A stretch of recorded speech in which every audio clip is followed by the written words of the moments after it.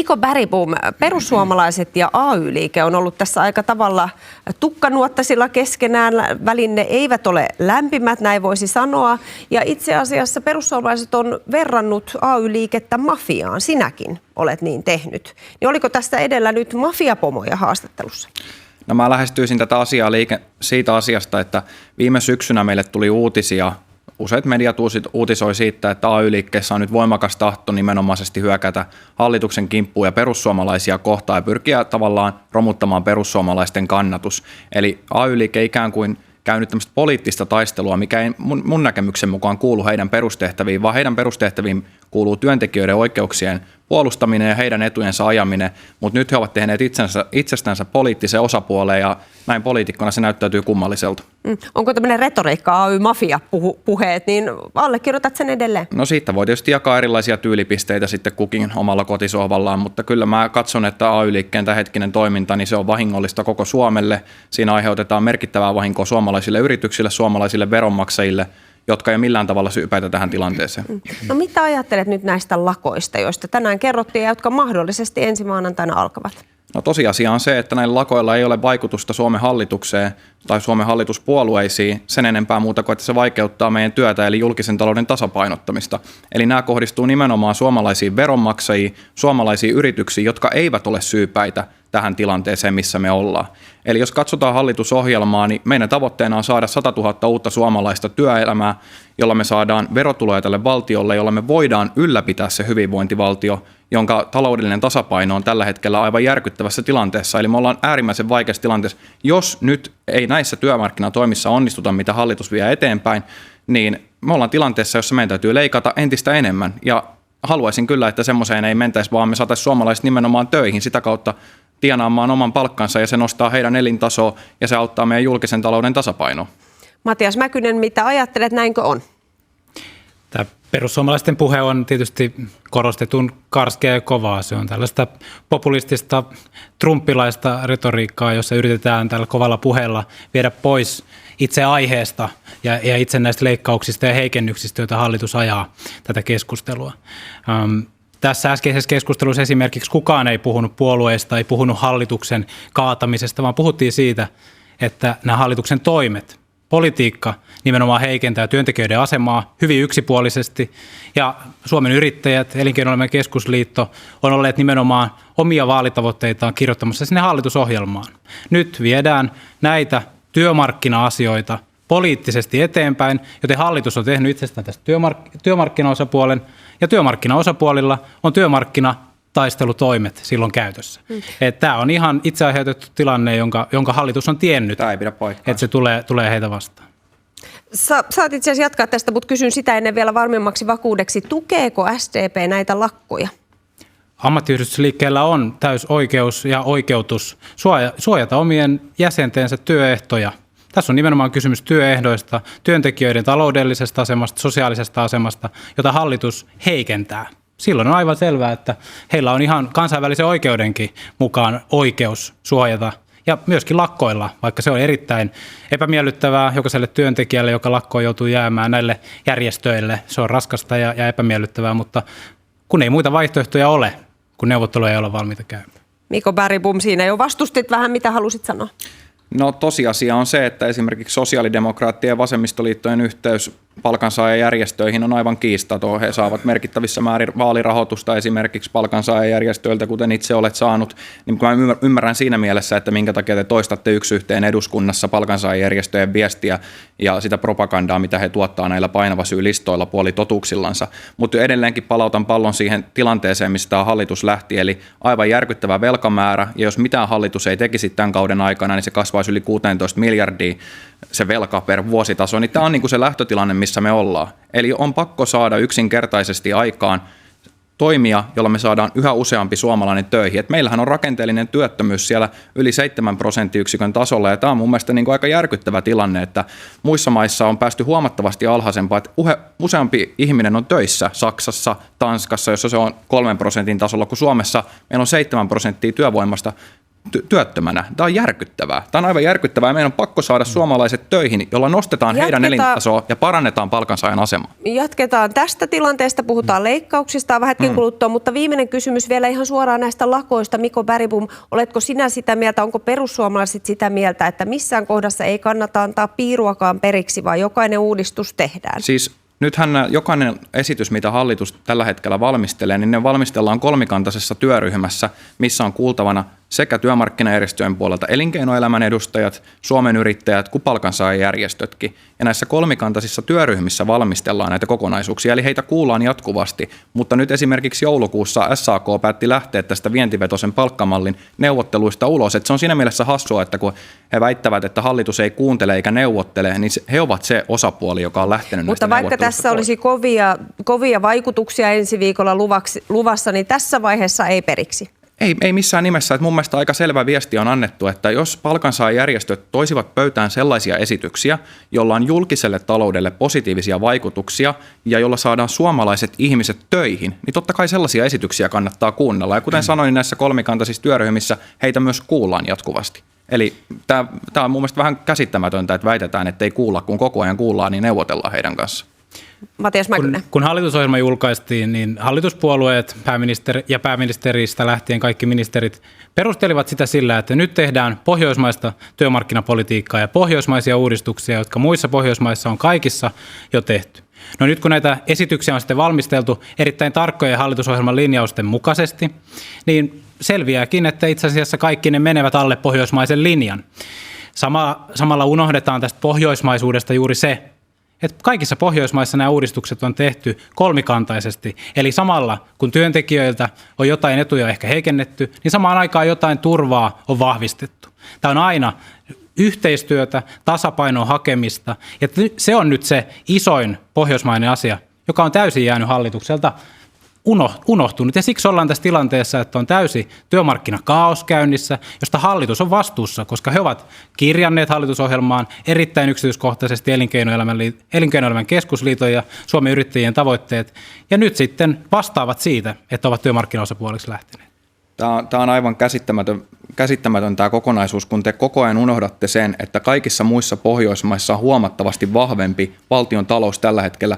Ruotsi, joka tällä hetkellä miettii, että itse asiassa heillä tulee liikaa ylijäämää. Se on heidän ongelmansa tällä hetkellä, että heillä on liian hyvä talous tällä Ruotsissa hetkellä. tehdään kolmikantaisia sopimuksia. Norja, heillä on huomattavasti paremmassa kunnossa talous, joten tämä vertailu Pohjoismaihin ei ole aina, niin kuin tältä osalta te unohdatte tämän asian koko ajan. Eli ymmärrettävää on se, että jos verrataan Suomea ja Ruotsia ja Tanskaa ja Norjaa toisiinsa, niin voisi myös katsoa sitä, että missä kunnossa se valtiontalous on. Meillä se on huomattavasti huonommassa kunnossa, ja jos me ei onnistuta, niin me ollaan Pohjoismaista se maa, joka menettää hyvinvointivaltion. Nyt sitäkin voisitte miettiä. Sopii oikein hyvin verrata muihin Pohjoismaihin Suomea, mutta silloin täytyy katsoa kokonaisuutta. Ei ruveta poimimaan rusinoita pullasta, ja tämä työttömyysturvaa kaikkein alimmalle tasolle lyhimmäksi, irtisanomissuojaa heikentää alemmas kuin missään muualla. Tämä on niin se siirrytään vähän eteenpäin. Viime päivinä on kohuttu toisesta ajankohtaisesta aiheesta, eli niistä leikkauksista, joita tämä hallitus aikoo tehdä. Ja syy on näissä kahdessa kuvassa. Tässä toisessa on Riikka Purra julkaisema kuva leikkuulaudoista, ja toisessa on Mikko Bergbom sinun julkaisemasi kuva, jossa valtiovarainministeri on sakset kädessä.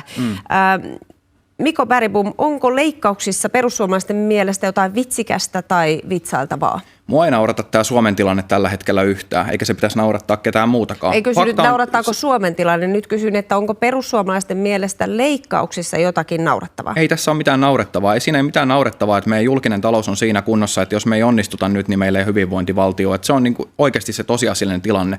Ja sen takia hallitus tekee näitä toimia nyt, että me saadaan säilytettyä se. Mä en pysty katsoa itteeni peilistä sen jälkeen, jos me ollaan tilanteessa, että me jätetään tekemättä kaikki toimet ainoastaan vaan sen takia, että saataisiin esimerkiksi seuraavissa vaaleissa enemmän ääniä. Näen, että on paljon tärkeämpää, että vaikka nyt on vaikeat ajat, niin huolehditaan tästä maasta, pyritään pelastamaan hyvinvointivaltio, jotta meidän tuleville sukupolville ja lapsille taataan se, mistä minä olen saanut nauttia nuoruudessani. No jotkut, joita hallituksen tekemät leikkaukset ovat kovasti koetelleet ja heidän elämänsä kuristaneet, niin he ovat loukkaantuneet näistä kuvista. He ovat sitä mieltä, tai he ajattelevat niin, että on mautonta hymyillä ja luvata heille lisäleikkauksia, lisää kurjuutta. Mitä sanot heille tai ymmärrätkö tätä heidän harmiaan? No ymmärrän, että heillä on vaikea tilanne ja haluan korostaa sitä, että se tilanne tulee olemaan vielä vaikeampi, jos ei onnistuta. Samaan aikaan mun mielestä kannattaa löytää sellaisia leikkauskohteita, joilla ei ole välittömiä vaikutuksia suomalaisten elämään. Esimerkiksi kehitysavun leikkaus on tällainen, se on yksi tämän hallitusohjelman suurimmista leikkauskohteista hallituskauden aikana, 4 vuoden aikana puhutaan yli miljardin leikkauksista ja mun mielestä se on positiivinen leikkaus nimenomaan suomalaisten kannalta. Eli esimerkiksi sosiaalidemokraatit, jotka kannattaa sitä, että kehitysapu olisi noin 0,7% bruttokansantuotteesta, niin puhuttaisiin noin miljardin lisäyksestä kehitysapuun ja sitten pitäisi leikata taas esimerkiksi suomalaisilta, että ainakin näin sen parempana, että leikataan sieltä, mikä ei vaikuta suomalaisten elämään ja arkeen. Mutta fakta on se on sanottava, että nyt kun eduskuntaan nousi ja hallitusohjelmasta kun lähdettiin neuvottelemaan ja pääsin kuuntelemaan valtiovarainministeriön virkamiehiä, jotka kertoi tästä Suomen taloudesta, niin ei mulla ollut kuuna päivänä aavistusta siitä, että kuinka vakava tilanne on kyseessä. Te jätitte tekemättä kaikki toimet vaan siksi, että te saisitte vaaleissa enemmän ääniä. Se on häpeällistä tämän koko maan kannalta. Matias Mäkynen, mitä sanot? Tämä joukko tässä, joka naureskelee, poseeraa leikkuulautojen ja saksien kanssa, tietysti niin kuin alussa jo sanoin, haluaa siirtää keskustelun itseensä näiden toimien sijaan. Naureskelee sille, että ensi viikolla eduskunnan käsittelyyn tulee ansiosidonnaisen työttömyysturvan leikkaus, jonka myötä jopa 50% leikataan lapsiperheen työttömyysturvasta, kun yhdistetään kaikki nämä hallituksen leikkaukset, joita jo viime syksynä ensimmäinen erä käsiteltiin. Tämä on julmaa ja lapsellista politiikan tekoa ja huumoria. Riikka Purra itse kirjoittaa tuossa, että se on huumoria, että valtiovarainministeri tekee tästä vitsin. Nämä samat ihmiset näissä kuvissa ja Mikko Bergbom tässä vieressä lupasivat ennen vaaleja, että he laittavat Suomen talouden kuntoon leikkaamatta mistään suomalaisille tärkeästä. Jos suomalaisille ei ole tärkeää ihmisistä huolenpitäminen, työttömien toimeentulo, sairaiden toimeentulo, niin en tiedä mikä sitten on tärkeämpää. Että kyllähän tämä on erittäin julmaa ja samalla on kuitenkin varaa antaa hyvätuloisille veronalennuksia ja jättää hyvätuloiset kokonaan ulos näistä talkoista. Matias Mäkynen, Mikko Bergbom, tässäkin keskustelussa on hyvin kiivas tunnelma. Matias Mäkynen, kysyn sinulta nyt näin, että kun puhutaan siitä, että vastakkainasettelua pitäisi vähentää ja muuta, niin olisiko tätä viestiä voinut tulkita toisin myös hyvän tahtoisemmin, niin kuin Mikko Bergbom sitä tässä selitti, että joskus pitää tehdä kipeitä päätöksiä, jotta jatkossa olisi paremmin asiat? No en kyllä keksi, että miten tällainen valtiovarainministeri naureskelemassa isot sakset kädessä tai hän kirjoittelemassa huumorivitsejä leikkuulaudoista voitaisiin tulkita hirvittävän hyvän tahtoisena, että kuulkaa kyllä täältä pesee, nyt on mukavia asioita tiedossa. Mikko Bergbom, olisiko tällainen provokaatio pitänyt jättää väliin, jotta ei aiheuteta tällaista ristiriitaa ja riitaa ja loukata ihmisiä turhaan? Jos katsotaan tätä mun tekemää julkaisua, niin siinähän mä sanon saatteessa, että ei ole eduskunnassa tai hallituksessa helpoimmat ajat edessä, mutta toivottavasti päättävien toimien seurauksena paistaa vielä joskus valo tänne Pohjolaan. Viestintä on oma kysymyksensä, mutta fakta on se, miten te harjoitatte politiikkaa ja miten te tekisitte tämän sopeutustoimen, niin se tarkoittaa sitä, että te ottaisitte lisää velkaa, jonka seurauksena me jouduttaisiin esimerkiksi alijäämämenettelyyn, jossa enää suomalaiset päättäjät ei päättäisi siitä, miten leikataan, vaan käytännössä käsky tulisi esimerkiksi Euroopan unionilta tai meidän velkojilta. Niin ollaanko sitten siinä tilanteessa 10 vuoden päästä, jos nyt ei tehdä mitään, meille sanellaan, mistä leikataan huomattavasti enemmän kuin tällä hetkellä. Et nyt kannattaa myös tämä muistaa tässä keskustelussa. Juuri nyt hallitus on suunnittelemassa mittavia lisäleikkauksia. Valtiovarainministeri Riikka Purra puhuu 3 miljardista, joista noin miljardi olisi suoria leikkauksia. 3 miljardia olisi se lisäsopeutusten määrä, jossa siis olisi myös veronkiristyksiä. Niin mikä nyt, Mikko Bergbom, on se viimeisin summa? Voitko kertoa, näitä nyt juuri suunnitellaan? No en mä lähde yksittäisiä summia arvioimaan, että jätän sen sitten valtiovarainministerin ja hallituksen ministereiden ja pääministerin tehtäväksi tuoda näitä esiin, mutta joka tapauksessa summa on merkittävä. Sehän johtuu siitä, että nyt tämä meidän talouden suhdanne on mennyt yhä heikompaan suuntaan kuin mitä aiemmin ennustettiin, jonka seurauksena on pakko tehdä lisää toimia. Miksi? Sen takia, että jos Suomi ei nyt tee näitä lisätoimia, niin me joudutaan tähän EU:n alijäämämenettelyyn, jonka seurauksena tosiaan voi käydä niin, että me joudutaan muut sitten päättää, että mistä leikataan, tai Suomi saa sakkoja. Eli tähän tilanteeseen ei voida ajautua, että pakko toimia tehdä lisää. Tähän mennessä on tehty paljon leikkauksia sosiaaliturvasta.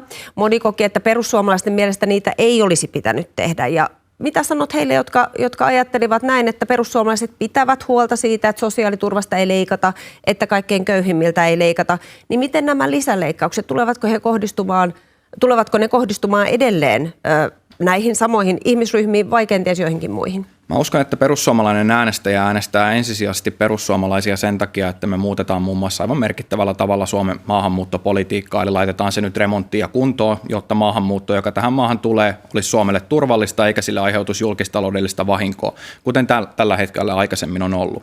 Sitten mitä tulee esimerkiksi perussuomalaisen talouspoliittisiin linjoiksiin, niin me ollaan lähestytty sitä siitä, että työntekijöiden ostovoimaa pitää parantaa. Hallitusohjelma pitää sisällään noin 405 miljoonan euron veronkevennykset painottuen pieniä ja keskituloisia, ja tämä rikkaiden veroale, mitä Matias Mäkynen tässä toi esiin, niin sen kokonaissumma on noin 60 miljoonaa, eli merkittävästi enemmän, satoja miljoonia käytetään pieniä ja keskituloisten veronkevennyksiin. Matias Mäkynen, mikä olisi, nyt tiedämme, että hallitus valmistelee mittavia sopeutustoimia, mikä olisi SDPn sopeutustoimien mittakaava? Olisiko se tämä sama, joka pohjaa valtiovarainministeriön arvioihin? Me emme lähtisi korottamaan esimerkiksi ruoan hintaa, emmekä tässä suhdannetilanteessa tekisi sellaisia leikkauksia, jotka heikentää ihmisten ostovoimaa ja sen myötä myöskin talouskasvua.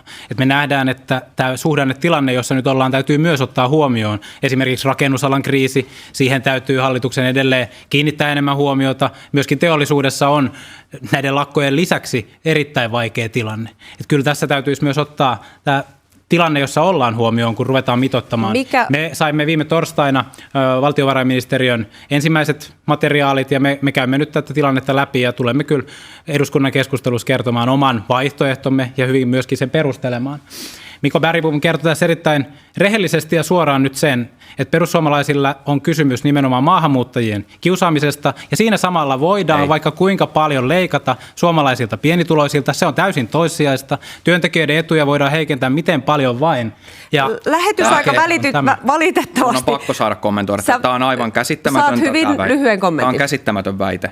Perussuomalaisille on tärkeää, että palkansaajan ostovoima turvataan ja me tullaan nimenomaisesti vahvistamaan sitä. Jo viime vuodella, kun STM teki selvityksen, niin todettiin, että noin 50% tulot nousee. Me ei kiusata maahanmuuttajia, vaan tehdään järkevää maahanmuuttopolitiikkaa, joka on hyödyksi Suomelle. Se ei ole maahanmuuttajien kiusaamista. Paljon kiitoksia. Tämä keskustelu, mitä varmemmin jatkuu tästä vielä. Mikko Bergbom perussuomalaisista, paljon kiitoksia. Matias Mäkynen, SDP, paljon kiitoksia keskustelusta. Kiitos paljon.